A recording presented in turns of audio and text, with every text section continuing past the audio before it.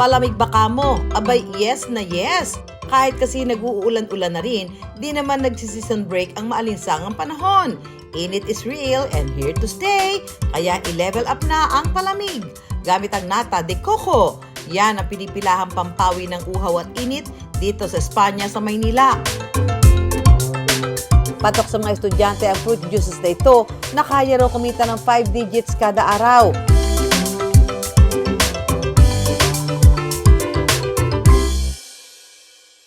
Pao, Sander! Tara na! Late na tayo, game! Ideya ng 20 years old na si Aubrey ang makukulay na palamig na ito. Pinagsasabay niya ang kanyang pag-aaral at pagnenegosyo. Meron na rin siya ngayong food stand at food cart ng mga palamig. Nai-inspired po ako sa mga businessman, businesswoman, yung mga CEO po na nakikita ko sa social media. And nararamdaman ko po rin po kasi deep inside na gustong-gusto ko po talaga mag-business. Napakarami pong ideas tumatakbo sa isip ko.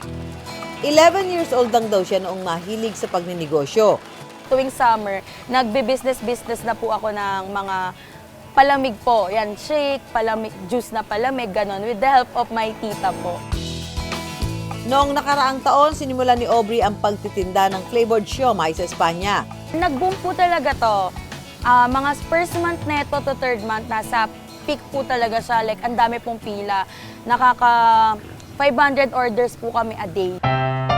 Pero nitong summer, humina raw ang benta ng kanyang siomai business kaya nag-isip si Aubrey ng paraan. Hindi na kaya magpumila-pila pa ng mga estudyante, pupunta pa sa cart nyo. Siyempre, naghahanap sila yung mga air-condition na kainan. So sabi ko, need nating mag-isip ng business na perfect for summer.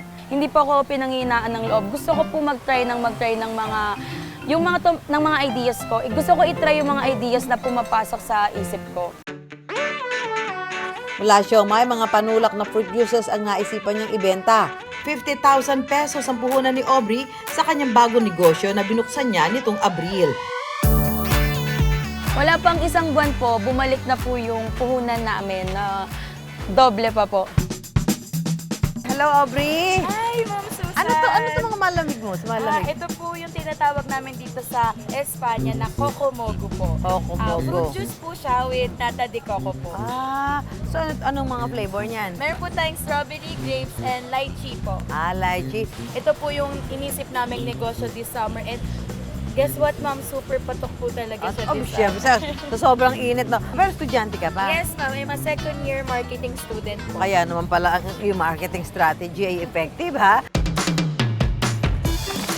Sa mga container ito, pinaghahalo ang tubig at mixture ng fruit flavors. Saka pupunuin ng yelo. Ang simpleng fruit juice, nilevel up ng nata de coco. Lychee, ang kanilang pinakamabentang flavor.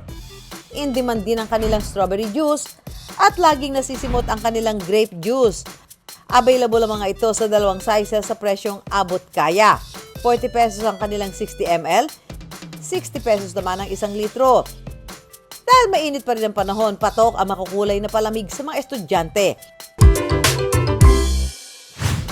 Dahil mainit pa rin ang panahon, patok ang makukulay na palamig sa mga estudyante.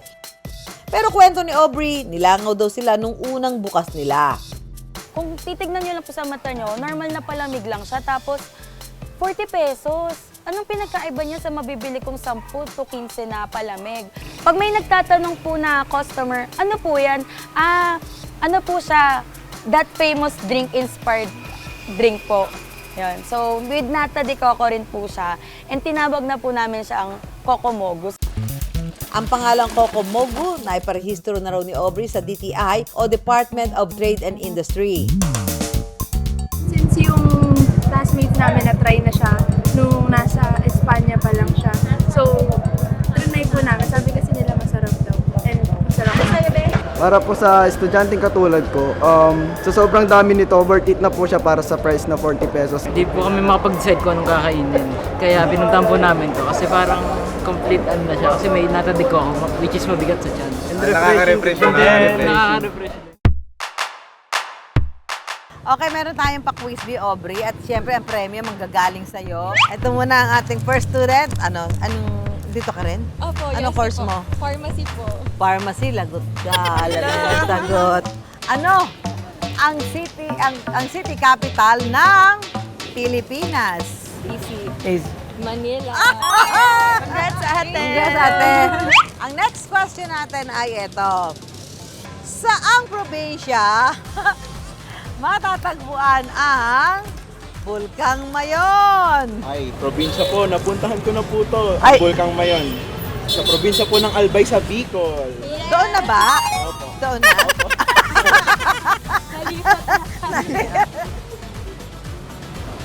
Grabe po, napaka-refreshing. Perfect po sa init. Lalo na kung galing ka sa Bulkang Mayon. Magbigay ng 2 nobela na sinulat ni Dr. Jose Rizal. No limit ang El Filibusterismo po. Ay, tama na naman ang sagot. Brinadrix mo. Yan, tikman mo nga kung ano lasa no kung kokumog at mabenta. Kita mo yan, ma'am. Good for 2 yan. Good Dalawa na for, po. oo tas nga. one. Oo nga, kaya pala 2. Sige, ano lasa? Tatay ay taga lungsod ng Maynila, tay. Ito ang tanong natin, tay, ha? Napakahirap. Saan matatagpuan ang Chocolate Hills? Bicol, ma'am. Ikaw, hula ba? Letter B din. Letter B, may tarsier. Paul, ma'am. Ay, sa bagay. O siya, sige na nga, tama na nga. Marami pa itong palimig ni Aubrey, kaya mamigay pa tayo sa ibang estudyante. Hindi ka ba malulugi? Ayan. Ito ay light cheese ang flavor nito, no? Yes, light Ano ba yan? cheese po. Sige, te.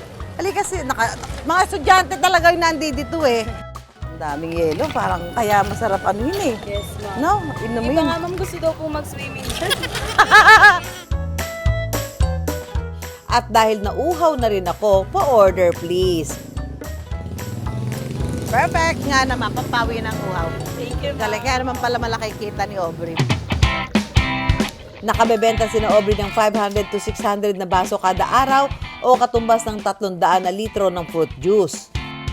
Aalis po yung cart ko ng 12 p.m. Uuwi po sila ng 7 p.m. and mag-uuwi po sila ng 22,000 pesos po. So, sa 22,000 po na yon, 12,000 po doon is yung expense po namin and yung 10,000 po doon is malinis na kita na po namin yun for the day. So, yung mga kailangan ko po sa school is hindi na po hinihingi sa family. Then, yung sa sister ko po is natutulungan ko rin po yung sister ko sa education niya. Yung mga kailangan niya po sa school, ako na po yung nagbibigay. So ito lang siguro bilang mapapayo ko ba? Oh, dahil medyo yung sinasabi mong kita, impressive, di ba? So dapat matuto ka rin magtabi talaga para mas lalo pang makapag-isip ka ng ibang negosyo mas malaki, no? So tama naman yung ginagawa mo na bata ka pa lang, nag-negosyo ka na. Pangarap daw ni Aubrey na maging matagumpay na negosyante. Kaya naman wala raw siyang pinapalampas na pagkakataon sa buhay. Huwag kayong matatakot na mag-take ng risk.